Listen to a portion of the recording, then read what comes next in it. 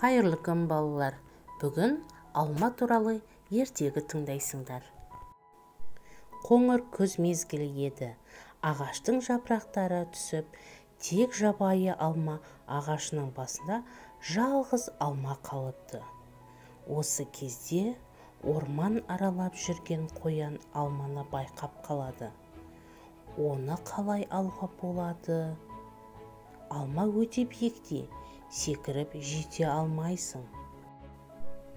Шырша бұтағында отырған қарға қоян қылығына сырттай күліп отырады. Қарық, қарық. Оны көрген қоян: Қарға, маған алманы үзіп алып берші, дейді. Қарға ағаш басына ұшып барып, алманы үзіп алады. Бірақ алманы тұмсығына қармап ұстай алмай, жерге түсіріп алады. Рахмет саған, қарға, деді де қоян алманы жерден көтермек болды. Ал жерге түскен алма жаны бардай дыбыс шығарып, қозғалып жүгіре жөнелді. Бұл қалай? Қорқып кеткен қоян алма ағаштың түбіне ұйықтап жатқан кірпінің тікеніне құлағанын түсініп, Кірпі, тоқта, деп айғайлайды. Менің алмамды қайда алып бара жатырсың? Кірпі кідірместен: Бұл менің алмам, ол төбеден құлады, ал мен болсам оны ұстап алдым. Қоян да қояр емес: Алмамды қайтарып бер, оны тауып алған мен. Таласып жатқан қоян мен кірпіге қарға қосылады. Босқа таласасыңдар. Алма менікі. Мен оны өзім үшін үзіп алғанмын, деді ол өтірік шынын араластыра.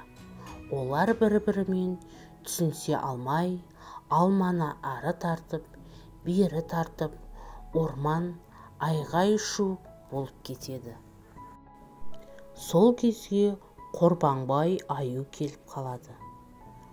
Бұл не деген айқай-шу? Мазамды алдыңдар ғой.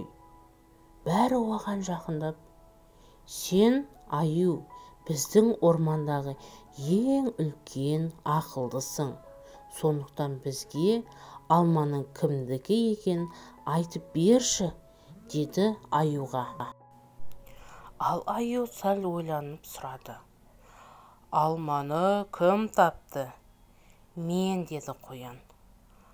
Ал алманы кім үзіп алды? Мен, деп қарқ етті қарға. Жақсы, кім оны ұстап алды? Мен ұстап алдым, деді кірпі. Мінекей, бәрің де дұрыс айтасыңдар. Өйткені әр қайсыларың алманы алу үшін еңбектендіңдер. Алма бәріңдікі. Мұнда бір-ақ алма ғой, деді кірпі. Қоян, қарға түк түсінбей: Бұл алманы теңдей бөліңдер.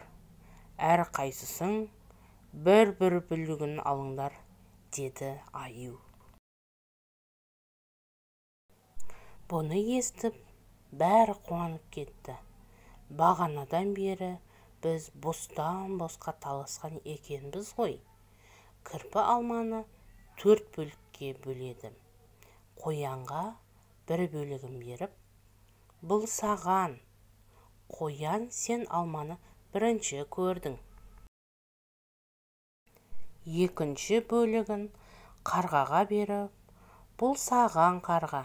Сен алманы үзіп алдың. Үшінші бөлігін кірпі аузына салып: Бұл маған, өйткені алманы мен ұстап алдым, дейді. Кірпі аюға 4-ші бөлігін беріп: Бұл саған, аю.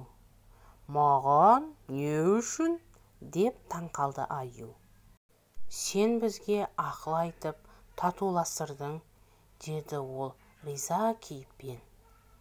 Әр қайсысы өзіне берілген алманың бөлігін жеп риза болды. Өйткені аю ешкімді ренжітпейтін дұрыс, әділ шешім шығарған еді. Береке басы бірлікте деген осыдан қалған көрінеді. Достар, ертегі ұнаған болса, каналға міндетті түрде жазылып кет.